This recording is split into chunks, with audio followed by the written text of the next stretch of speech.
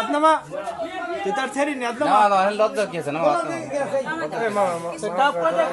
সমস্যা নাই আপনার তো পরান্দা হইতেছে আমি বুঝতেছি আপনার তো পরান্দা হইতেছে পরান্দা এখন এক জায়গা দুই দিন থেকে ছুঁতে গেলে আমরা ছুঁতেও দেয় পরবর্তীতে আমার মনের ভিতরে একটা সন্দেহ ছিল যে ও আর কি মেয়ে না ও ছেলে চাল করুন কথা বলার ধরুন তারপরে যেমন ভাবে আমার লগে আর কি ব্যবহার করতো পরে আমি জিজ্ঞেস করাতে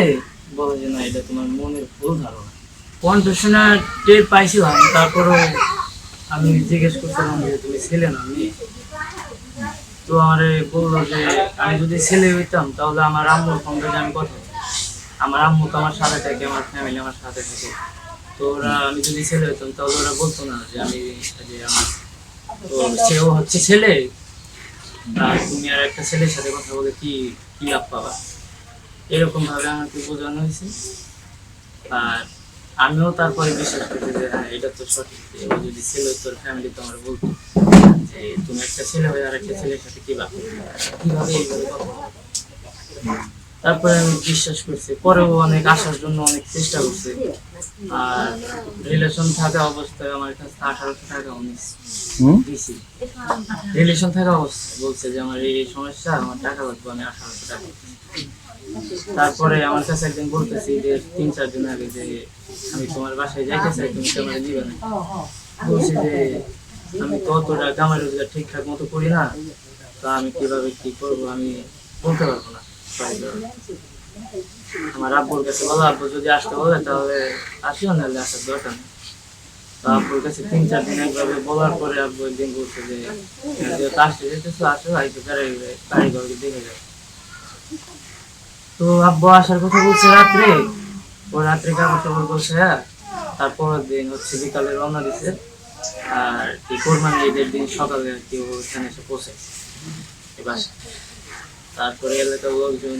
ডাক দিয়ে আর কি পরে রাত্রে বিয়ে করে দেওয়া হয়েছে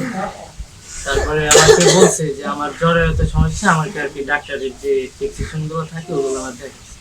আমার বলছেন বিশ্বাস জানি পরে প্রমাণ চাওয়াতে এগুলো দেখানোর পরে আমি দেখছি দেখার পরে আর কি ওরা ছড়েও নেই যে একটা মানুষের সাধারণত সমস্যা থাকতেই পারে যেহেতু আমি ভালোবাসি এইটুকু সমস্যা হলে যদি মেয়ে হয় এইটুকু সমস্যা হলে আমার তাতে কোনো আফসোস নেই যেহেতু বলছে যে 1-1.5 মাস পরে আমি যে থাইল্যান্ডে যা চিকিৎসা করালে তারপরে আমাকে আর কি স্পর্শ করতে পারবো তো আমি আর কি স্পর্শ করি নাই পরবর্তীতে ওরা ছুঁতে গেলে আমরা ছুঁতেও দেয়নি পরবর্তীতে আমার মনের ভিতরে একটা সন্দেহ ছিল যে ও আর কি মেয়ে না ও ছেলে চাল করুন কথা বলার ধরুন তারপরে যেমন ভাবে আমার লগে আর কি ব্যবহার করতো পরে আমি জিজ্ঞেস করাতে বলে যে না এটা তোমার মনের ভুল ধারণা আমি আসলে ছেলে না আমি মেয়ে তুমি যেটা ভাবতেছো এটা ভুল বিশ্বাস না হলে আমার ফ্যামিলিকে ফোন দিয়ে জিজ্ঞেস করা যে আমি ছেলে না মেয়ে পরে আমি ওর অঙ্গচরে ওর ফ্যামিলির ফোন দিছি ওর বোনকে ফোন দিছি ওর বোন তখন আমার কাছে বলছে যে না ও মেয়ে ওর মা ও বলছে যে হ্যাঁ ও মেয়ে এটা নিয়ে কোনো সন্দেহ নাই তারপর ওকে বলছি যে আমি যেহেতু তোমার স্বামী তো তোমার সবকিছুর পর আমার একটা অধিকার আছে তো তুমি আমার দেখাও তোমার দেখাইতে কোনো লজ্জা নেই আমি কারোর কাছে বলবো না তোমাকে তো এই কথা বলার পরেও বলে যে আমাকে আমার উপর পুরো বিশ্বাস করতে পারো যে আমি একটা মেয়ে আমি ছেলে না আমি মেয়ে তো আমি তারপরও কাজ কাম করছি রিক্সা চালাইছি তবে আমার মন বসে নেই কাজে কাম যে এরকম সুন্দর পরিস্থিতি আমার আর ভালো লাগতেছিল তো প্রথমবার এরকম জিজ্ঞেস করছি সাধারণভাবে পরবর্তীতে আর কি একটু প্রেশার দেওয়া তো কোরআন শরীফ মাথায় নিয়ে পর্যন্ত বলছে যে আমি মেয়ে আমি ছেলে না মেয়ে পরবর্তীতে বলছি যে তো কোরআন শরীফ ছুঁয়ে বলছো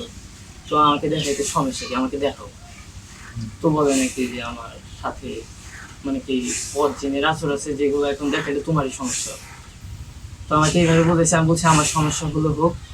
এটা নিয়ে তোমাকে ভাবতে হবে না তুমি শুধু আমার দেখাবো যাতে আমি একটু টেনশন মুক্ত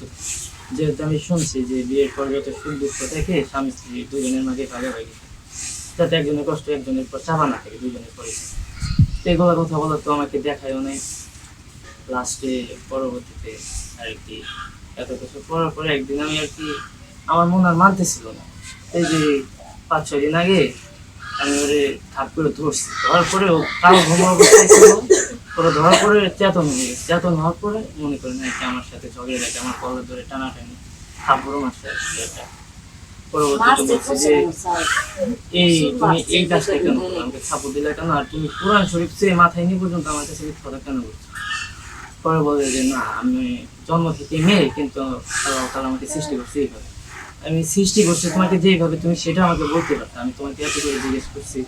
তো তুমি বলো না কেন। পরে বলে যে আমি মেয়ে। পরে অনেক রিকোয়েস্ট করার পরে রাত 3-3:30টার দিকে আমাকে বলে যে না আমার, পরে এগুলো শোনার পরে পরে আর কি ফ্যামিলিতে বলার চেষ্টা করছে অনেক আর কি। আমি যেহেতু অতটা কামাই করি না, সেহেতু আমার তোমাদের ফ্যামিলি বিয়ে হলো কেমন একটু বলো তো? বিয়ে হয়েছে আর কি, ও আসলে বেড়ানোর জন্য এখানে, তো বেড়ানোর জন্য আসলো, যেহেতু এটা গ্রাম, এটা তো আর শহর না যে 1-2 দিন থেকে, শহর থাকলে তো 1-2 দিন থেকে চলে যেত বাসা বাসা দেখে, আর এটা তো গ্রাম, অনেক লোকজন এসে ওকে দেখছে, তো সেই ক্ষেত্রে যদি ওইভাবে চলে যায় তাহলে একটা মান সম্মানের ব্যাপার আছে না। পরবর্তীতে ধরে বিয়ে দিয়ে দেওয়া হয়েছে আর কি, এমনি পারিবারিক বিষয় নিয়ে তোমার পরিবার এবং এলাকাবাসী মিলে বিয়ে দিয়ে দিচ্ছে বিয়ে না? দিছে। এটা দেখলে মানে এই যে ও যে ছেলে, এটা টের পেলে কবে? এটা টের বেশি হচ্ছে আপনার এই যে সপ্তাহখানি আগে, আমি অনেক দিন আগে টের দিয়েছিলাম কিন্তু আমাকে বলে না যে কালকে রাত্রে কি হয়েছে? কালকে কালকে রাতে কিছুই হয় না, মানে আমি আর কি সবাই বলতে চাইছি, আমার আম্মুর বিশেষ করে বলতে চাইছি, ওরা বলতে দেয়নি। পরে লাস্টে আমি আর সহ্য না করে পরে আম্মুর আর কি জোর করে আমি বলে গেছি যে আমি এই ঘটনা, তারপর আমার কথা বিশ্বাস জানি। পরে বলছে যে আমার কথা বিশ্বাস না গেলে তুমি যা দেখো। পরে আম্মু, তারপরে যে আমার মামাই যে কাকি ছিল, আমার বড় কাকি ছিল, পরে ওনারা যা দেখার পরে পরে আর কি বিশ্বাস গেছে যে না আমার কথাই ঠিক। এখন তোমার চাওয়া কি? এখন কি চাও? আমার সবাই কিসের, আমার ছেলে তার কিছু নেই।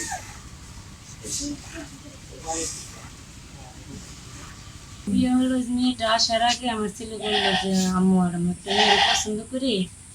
তো মেয়েটা আসতেছে। আমি কই তুমি কামাই রুজি করো না, মেয়েটা আনতে চাও কিভাবে? হ্যাঁ হ্যাঁ আদনামা আদনামা তুই তার ছেড়ি নি আদনামা এই মামা কোনো সমস্যা নাই। তোমার আর কেউ কিছু করবে আপনার তো পরান্দা হইতেছে আমি বুঝতেছি কি কই আপনার তো পরান্দা হইতেছে